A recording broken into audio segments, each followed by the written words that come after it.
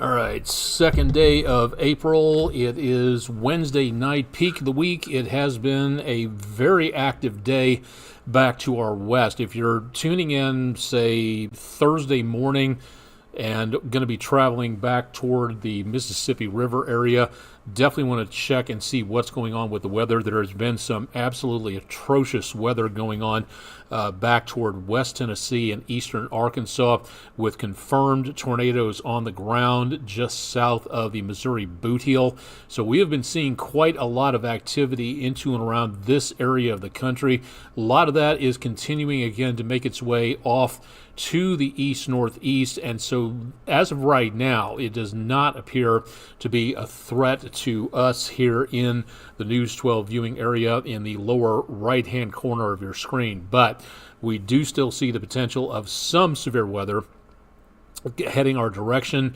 Marginal threat only. Doesn't look like much for now, but again, something to be watching, and we'll take a look at that coming up here in just a little bit. I'm Chief Meteorologist Austin Onig. This is Weather Overtime for, again, the 2nd of April, Wednesday evening. We are on Twitch, we are on YouTube, and if you have any questions about what's going on with the weather, please drop them into the Twitch chat function, the stream chat, or again, drop it to our YouTube channel for News 12. You can search WDEF.com/weather for more on that. And of course, you can find out more again through our website throughout the rest of the evening. We'll come back to this and show you more about what's going on back to the west of us. Tornadic storms bearing down on the Mississippi River and Memphis. So if you're heading this direction or know anybody who's over here, definitely want to pay attention to what's going on with the weather situation and urge everybody to be weather aware. Again, this is a dangerous situation, very high threat of severe weather out there, so definitely want to make certain that if you're traveling, you're keeping an eye on things. Again, we'll come back to more on that in just a little bit. If you've never been here before, again, this is our video blog update to where we give you an idea as to what's going on, and if you have questions about what's happening with the forecast, all you have to do is just ask. So again, give us an idea as to what's going on in your neck of the woods. Drop a location in there and let us know where you're checking in from. We are in Chattanooga, Tennessee, from the News 12 studios in downtown Chattanooga on Broad Street, right across the street basically from Lookout Mountain, which again at this time seeing not much of anything really going on. It has been very quiet for the last couple of hours, and it's been dusty and dry and very, very pollen-ish. My nose and my eyes cannot take much more of this, and usually I'm a ragweed sufferer toward about the early portion of around first part of fall, so that again is really not giving me any incentive to go outdoors without a breathing mask and maybe a portable air conditioning unit if at all possible. Taking a look around downtown, the Bailey's Heating and Air camera, we've got up in the upper right-hand corner, this is where Interstate 24 meets State Highway 27. You're overlooking the stands of Finley Stadium. Looks like maybe the soccer match down here is breaking up. A few less folks in the stands, but it has been a perfect evening for the soccer match going on in Finley Stadium in downtown. Not seeing a major problem out there with the winds. Going to be breezy into the next couple of days, but as of right now, again, looking good in downtown. If you are going to be traveling, though, watch out for that snarl of traffic right around downtown and going around the north flank of Lookout Mountain. Temperatures at the airport back into the mid to upper 70s. Yes, we have to start talking about heat index once again as things remain very much on the mild side. The view from 153 and 64 highways, very close to the airport, just out of range of this camera picture off to the right-hand side, and that is where we're seeing the temperature of 75 degrees. Hazy out there, again, some wildfire smoke, some pollutants, some probably pollen from Bradford pears and all sorts of other stuff irritating the atmosphere. And again, it's amazing to me just how much things have changed since I moved here. Picking up a new set of allergies, always a fun thing.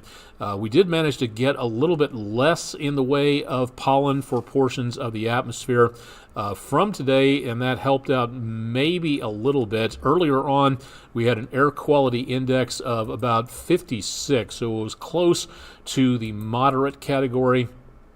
And again, that's not totally terrible, but it's not exactly as clean as it could be either. So again, we did manage to pick up at least a little bit of some clearer skies thanks to the rainfall that we picked up from earlier on. So for right now, again, not seeing any major concerns with air quality, so good news on that. Temperatures at this time, again, back in the 70s and 60s, still 80 degrees at Fort Payne and Scottsboro, checking in with 82, although that probably should be taken with a grain of salt because last year Scottsboro's ASOS automated system recordings, automated surface observing system was showing some very out there temperatures, so hopefully that's been fixed over the last couple of months at least. We've got very warm air pushing up behind a warm front, and that is going to be giving us some very mild conditions. In fact, we could be looking at some record high temperatures coming our way in the next couple of days. So what is driving all of this? Well, we've got a storm system moving on through. It doesn't really look like much specifically. We've had the warm front. That's pushed all the way up to the Great Lakes. You can just barely see it at the top of your screen. And then the cold front is arriving from the west. The warm front, again, way up there into Michigan, Wisconsin, and over parts of the Great Lakes. Meanwhile, News 12 viewing area over here, we're seeing again the storm system back to the west of us moving our direction, but this front is going to basically pause a few more dozen miles back into the area close to the Missouri and Ohio River Valley confluence area. This storm system is then going to sit in place and wobble back and forth throughout the next several days. So we are not going to be in the soup where it comes to the possibility of severe weather. What we are going to see is the potential of the worst severe weather back here, and we'll continue to see the potential of, again, some more problems with this front as long as it sticks around. When is it leaving? Should be out of here as we get into and around Sunday. Now, this is something that is kind of remarkable. This is like the third time in the last 2 months that we have seen a high threat of severe weather. What does that mean? If you take a look at the key in the upper right-hand corner of your screen, that purple magenta area, that is a high risk of severe weather. These are rare that the Storm Prediction Center post these, and right from around southern Illinois through the Mid-South down into portions of southeast Arkansas, Pine Bluff, south of Little Rock, that is the worst of the worst potential for severe weather, and we're going to be expecting that to be happening again through the rest of the evening. I'm going to check and see here real quick to see if the Storm Prediction Center, okay, it looks like we may be getting some help on here tomorrow, but for now, yes, this forecast is less than about an hour old, so this forecast is going to show that same area that we've been watching back to the west of us. Could be again looking at the potential of very heavy weather there into overnight, so that is where we could be winding up with more of the problem. Now, when it comes to this threat diminishing, yes, but tonight and tomorrow, a marginal threat of severe weather could be a potential problem for us as some of those storms might wander this direction. So we'll continue with the marginal threat of severe weather for Thursday. Notice again that it's just for northwestern areas of the News 12 viewing area.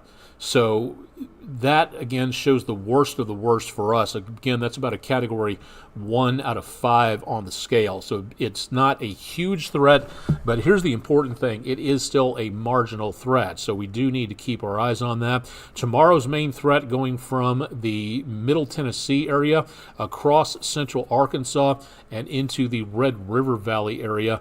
That, again, does only affect us in a marginal sense. So we don't see a lot of problems with this for now.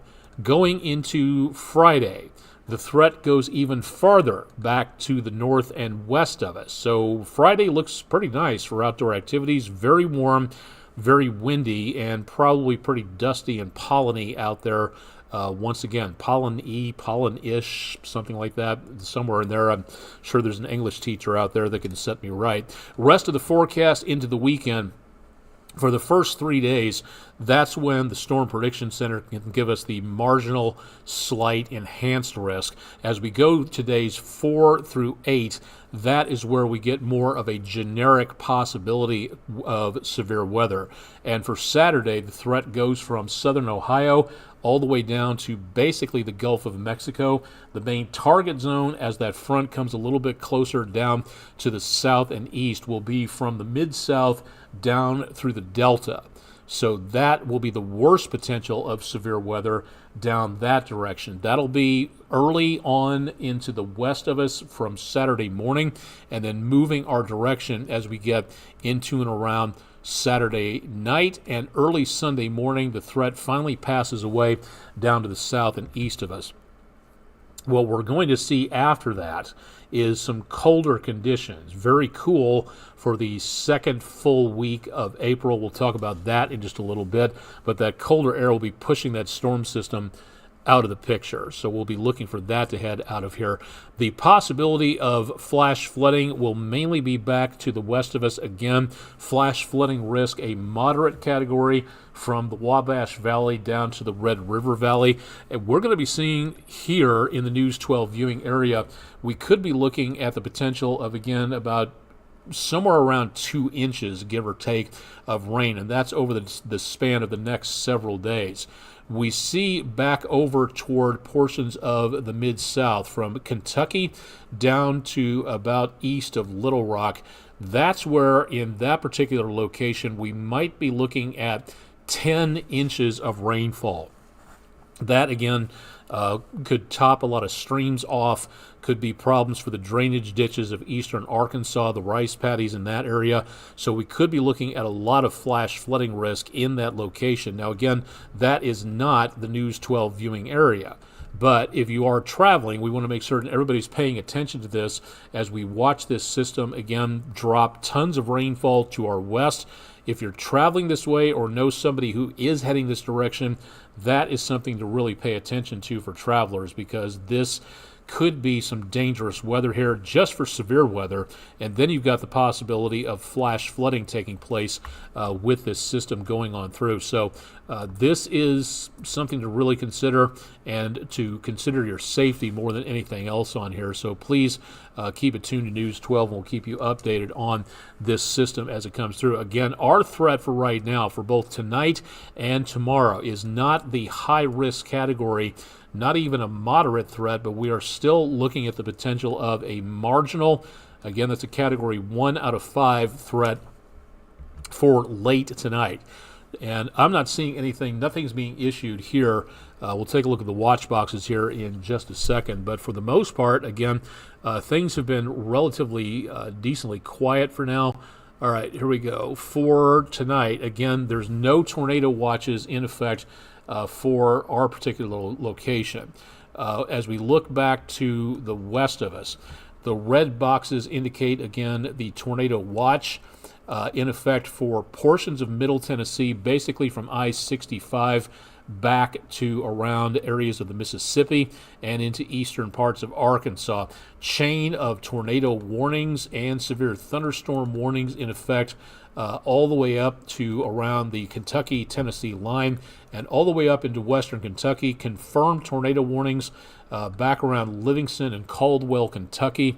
But underneath that, that is where we're seeing those tornado watches. And so far, they are about half a state away from us, so there's not much of anything going on for us at this time.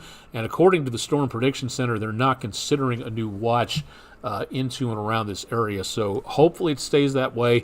Once again, we'll be watching that with a lot of interest. So keep it tuned again to News 12 for more on that. Chip will have more on your forecast coming up in the morning on there. We do see, again, the potential of some much colder conditions into next week. We are going to take a nosedive on the temperatures. It's going to heat up out west.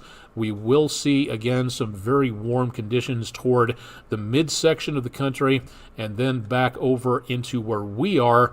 That's where we see the potential of some much colder weather spilling down from parts of Canada, and that is where we could see those temperatures really take a bit of a nosedive into next week. So we could be looking at some outdoor problems out there, again, for taking the dogs on a walk, or also, again, getting your plants indoors. I'm going to have to get my avocado and my orange tree back inside from off the patio because temperatures next week will be back into the mid to lower 30s at some points in time. Thanks to News 12 viewer Harry D. Shipley from Dayton for a review of a very comfortable Milo on the carpet. That dog right now is my spirit animal. If you'd like to send your pupper pictures in, please do so at our website. Again, that's wdef.com/dogwalk for more, and should be warming up quite nicely. Low temperatures tomorrow morning will not be as low as they were a couple mornings ago, early Monday morning, back in the lower 40s. So we could be seeing again some pretty cool temperatures heading our way. All right, let's go ahead and take a look at the 7-day forecast and give you an idea as to what we may be looking for here into the course of the rest of the next several days. And we're going to be seeing some big changes coming up, to say the least. Island Cove Marina and Resort camera back in the background, Lake Chickamauga on the EPB Fiber Optics Weather Cam network. Temperatures tomorrow will be pushing the mid-80s, so much windier, much warmer, and that marginal threat of severe weather will be continuing. Then we get into the next couple of days, record high temperatures. We could tie or break these for Friday into Saturday. Remaining windy, fairly nice for outdoor activities, but I would take along that extra water bottle just to be on the safe side. Late Saturday, early Sunday morning, I think that's going to be the best time for severe weather. And again, all we have right now is that 15% potential threat of severe weather. Whether or not that pans out, a lot can change between here and there, so it's desperately important to make certain that you keep up to date with what's going on with the potential of weather changing and changing rapidly. Now, here's the other thing. Notice the temperatures, mid to upper 80s Friday and Saturday, upper 50s for highs as we go into next Tuesday. And that's the start of the baseball season here in the Chattanooga area as the Lookouts return to AT&T Field to take on the Birmingham Barons at 7:15. So if you're heading out to the ball game, looks great. No sign of any rainouts taking place, but it will be brisk. Temperatures will be in the 50s by the time the game starts and could be in the lower 50s, upper 40s about the time the game finishes up, right after the 7th inning stretch, somewhere in there. So something to take a look at. Afterwards, we rebound pretty quickly, but big temperature difference coming up from this Friday and Saturday into and around Tuesday of next week. So be prepared for some big changes heading our way. And notice right there, Wednesday morning, could be looking at maybe some patchy frost out there. And I know my avocado tree is not going to like that. So please keep it tuned for more on the updates taking place into and around the area when it comes to that change in the forecast where the temperatures are concerned. It could be, again, some very interesting changes taking place over the next few days. This is spring after all, so it does not really go too far beyond the imaginations to be able to see very warm conditions one part of the week and then the next part of the weekend or the week after to drop those numbers. So some very big swings taking place into the course of the next several days. So definitely want to pay attention to what's going on there. All right, let's take a look and see our poll of the week, more in the way of wanting to know details about what you are ready for when it comes to things like severe weather. How prepared are you? And I know a lot of folks do not like to talk about this because they don't like thinking about severe weather purposes because it makes them uneasy, gives them anxiety. But it is important to make certain that you are ready instead of just making certain that you don't listen to things that you don't want to listen to. This is very important to make certain you stay safe.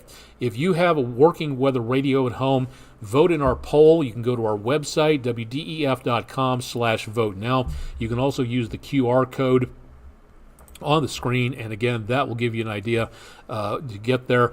Right now, the answer is yes. Yesterday, it was about 50-50. Now it's about 3/4 in favor of yes, you do have a working weather radio at home, work, or school, and no, you do not. For 24% voting for no, please get one and do it soon, because when there's nothing going on, the summer doldrums, beautiful Sunday afternoon, sometime when there's not much of anything happening weather-wise, that's the time to program your weather radio. They're not really radios anymore. They're like computers with a radio attached, and you can program in more about what goes on with which counties you want to know about which warnings. You don't have to be bothered for any other county that you don't want. If you just want to know about Hamilton County and Chattanooga, you can program the weather radio to alert you for only Hamilton County, and that's it. If you don't want Hamilton County and want Sequatchie or Bledsoe or whatever else, the codes that are sent out with the transmissions of the signals, that right there can tell you more about what's going on by programming in those numbers. So please, if you haven't, get a weather radio. If you'd like to know more about how to program a weather radio, we have that information on our website, so please do so. Please vote in our poll. There's sports and news and other polls available, again, at wdef.com/vote now. Thanks to Beltone for being our weather sponsor. Thanks to Kim Ray from Chattanooga for a view of the just past lunar eclipse during the blood moon. That's our Langley Roofing weather window picture of the day. If you've got pictures, we'd love to see what you're seeing, so drop them to us by email. Go to our social media pages, drop them off in the comments section with a description and or location at the very least. If you don't have that, at least, you can be anonymous if you want to, but give us a description, or just go to Weather Window headquarters at wdef.com/photos. Be glad to hear from you on that. For today, again, just above normal. 70s the normal, 80s where we wound up. Came within 8 of a record high. No rainfall today.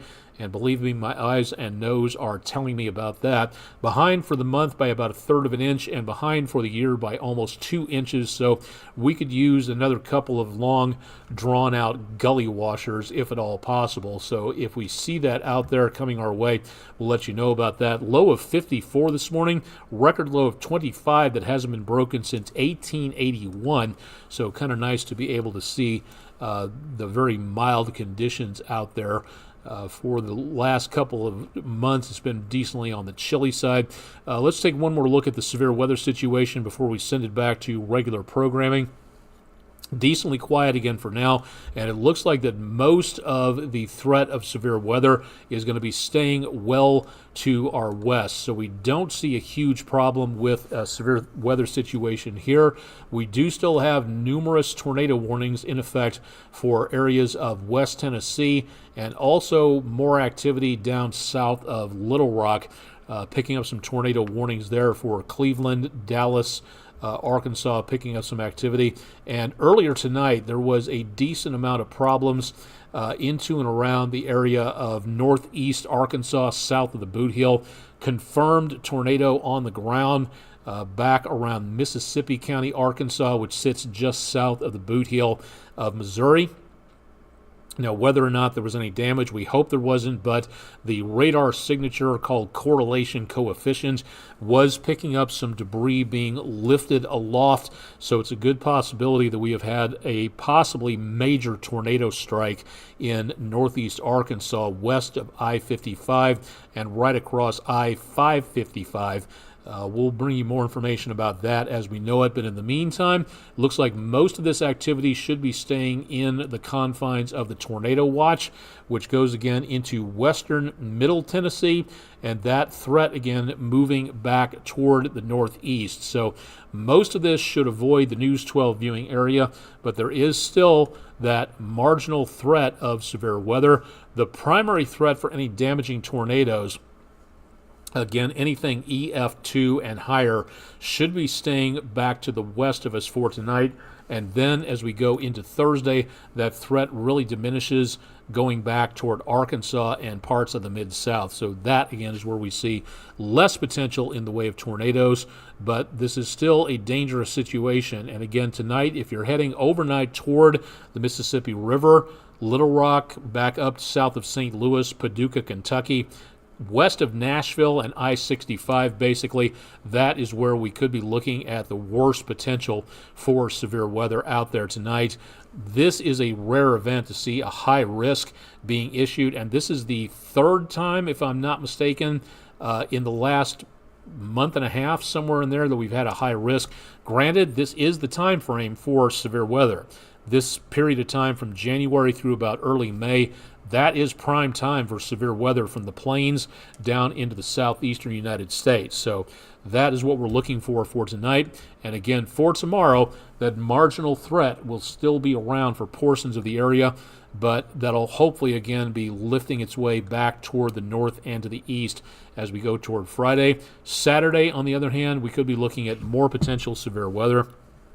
So definitely want to keep it tuned for more with News 12 out there. So for tomorrow, again, if you're going to be heading out to do a round of golf or two, it's going to be warm, it's going to be windy, and it should be a cloud-sun mixture, somewhere between clearer skies and, again, some cloud cover out there. But we're not expecting too much of anything in the way of rainfall. It is going to be toasty, and there is going to be a decent amount of sunshine between the clouds, so I would take the UV block with you, sunblock, and be prepared for some of those toasty temperatures. Take along that renewable tankard of water so you can make certain you stay hydrated. We'll be looking for even warmer temperatures as we go into the weekend. So I think that's going to do it for tonight. Let me see if I can get, I don't think we did the school day forecast, so we'll finish up with that for this evening.